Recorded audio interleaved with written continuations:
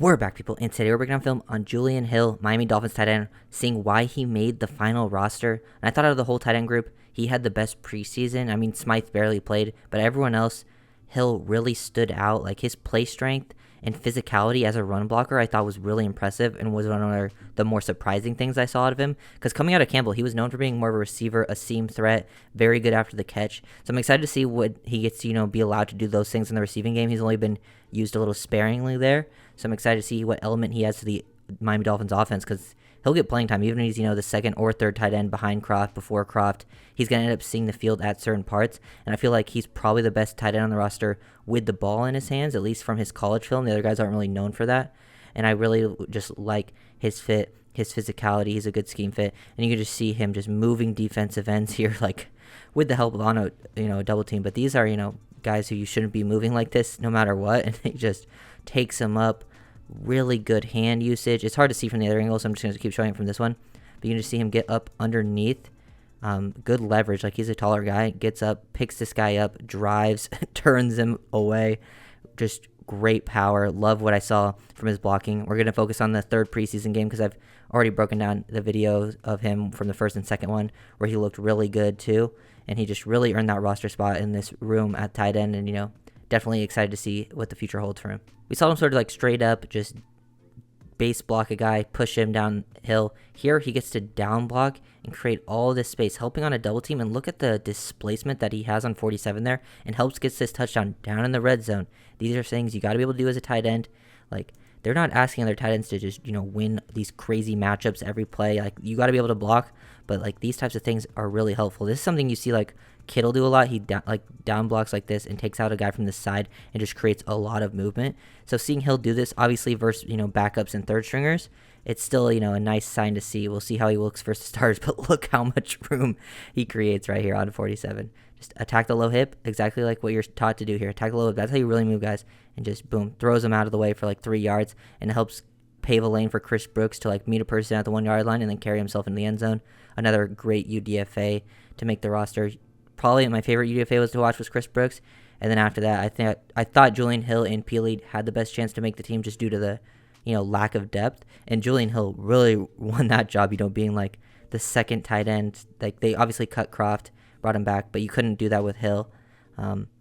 They ended up even cutting Elijah Higgins. So basically, Julian Hill turns into, one of their draft picks, just replacing Elijah Higgins. I personally would have cut Higgins or Hayes just because they're more likely to get claimed like they did. They probably thought they could get him back to the practice squad, but those guys are gone, and now you need the Julian Hill types to really step up and take that role. I see Julian Hill get like this reach block, get the outside containment right here to block this up. Chris Brooks ends up hitting a different hole. Obviously not working off the back of him there, but it still works out in the long run. But it's still nice to see that he has the capability, being that end man on the line of scrimmage, slightly off the ball. Look where 53 is aligned and getting out of there. Quick off a stance, good burst, lateral agility, and then able to hook him like this. So if he was going to bounce it to the outside, there was definitely room for it just based on Hill's positioning. And also he's just still sustaining, so even that, though Brooks breaks it to the inside, 53 has no chance to help. He gets him really widened out there too. Surprisingly, like 53 gets really wide like on this to try to set the edge. He gets super wide, but he still gets reached there, which is super impressive. And even though he's reached, he's not able to come off and help, even though he hits more of an inside lane. So really impressive play from Julian Hill. Those things can translate to someone hitting at the edge around you on those outside zone type of plays later on. This was a drop that Julian Hill had. Would have been nice to see him come down with this. Probably one of the real only negative plays he had. Like, he probably had like a few negative plays, but he put a bunch of snaps, and overall it looked pretty good. The good part here, though, there's always good to take away on these types of reps, just finding soft spot versus zone coverage, just understanding, things. Try to avoid this reroute. Sees that this guy's going out into the flat, and as soon as he sees him like sort of cross his face right there into the flat, he knows these guys are going to be hooking in the middle, so he just snaps his head around right away. Gives Skylar there a nice lane to throw to. Is right in between them perfectly, so he got to a spot right where he needed to be, and then he tried to transition upfield to go before he caught it, and then wasn't able to hang on. But there is, hope here. It shows good, like, a mental part of the game. It also shows that he has yak potential, because when guys shift their body like this, people understand how to shift their body weight, like their momentum, to transition upfield quicker. Usually have a very good feel for their plays after the catch. Just go watch his Campbell highlights. He makes some insane plays after the catch. We just didn't really get to see too many opportunities.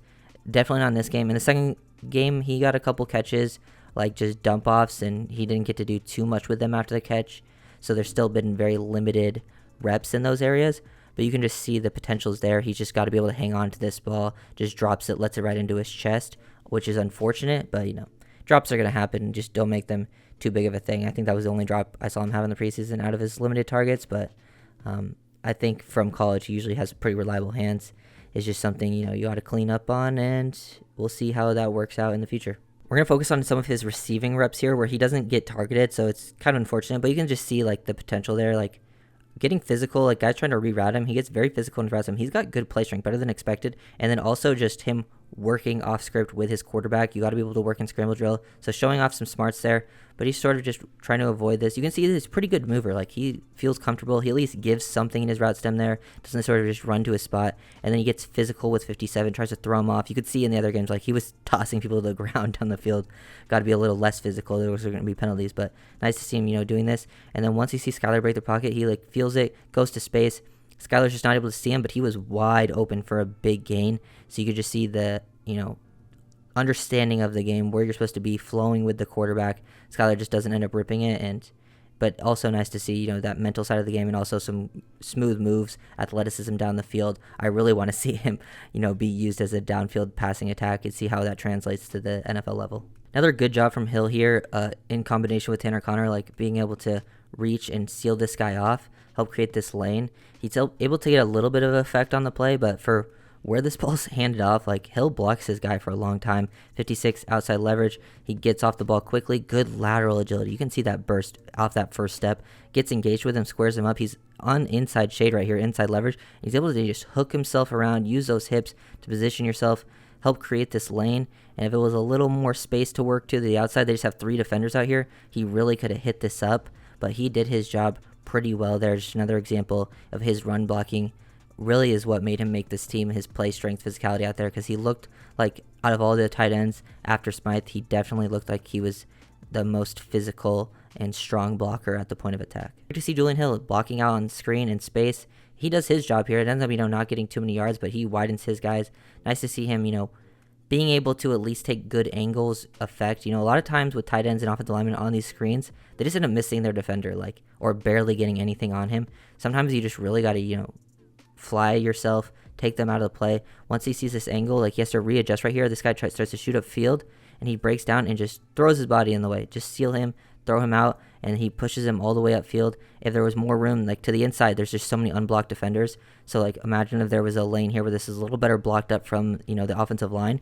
Hill does his job, gets him super wide, takes him out of the play. You can just see the power he has at the point of attack. He just drops his shoulder into him at the 10, and this guy gets taken all the way to the 15 just with the momentum of the play. So nice to see Hill being able to block out in space. Last play they're going to break down.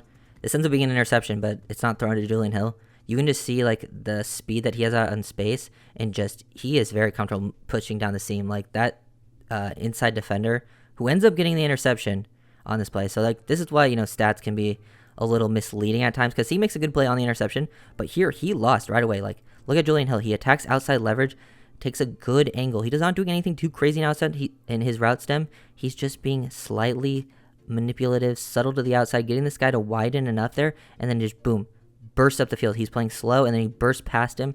This guy ends up hooking him, holds him there, hooks him around the hip, still flies by him, because I think people underestimate Julian Hill's speed, and he does a really good job of just running through contact, especially these arms down the field. He still maintains his speed through there.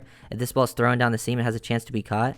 And now they break off script, and that same guy who just got beat by Julian Hill ends up getting in the pick just on a terrible throw. And that's why, certain stats don't always tell the whole story. You need to have the whole context behind it, on a play. That was a pretty bad rep overall from that defender, and he still gets the interception and all the credit. He made a good finish on the play, but it was more, should have never really been in that spot just because that was a really bad throw by Skylar. But really like what I've seen from Julian Hill. I think the potential is there as a receiver. That's what he was known for coming out of college. You can see it slightly, with him pushing the seam. He just hasn't really got targeted there yet. Just, that drop, don't want to see that. But you could tell that he clearly understands where he's supposed to be. He's been a really nice check down option, getting him the ball quickly. He's looked comfortable there, but just want to see the downfield attacking and the run blocking. Really excellent. Really excited to see how it plays out during the season. I think out of the undrafted guys, he'll probably get the most playing time just based on the room. So we're going to see him in action early and often. So if you guys enjoyed the video, make sure to like, comment, and subscribe to the page.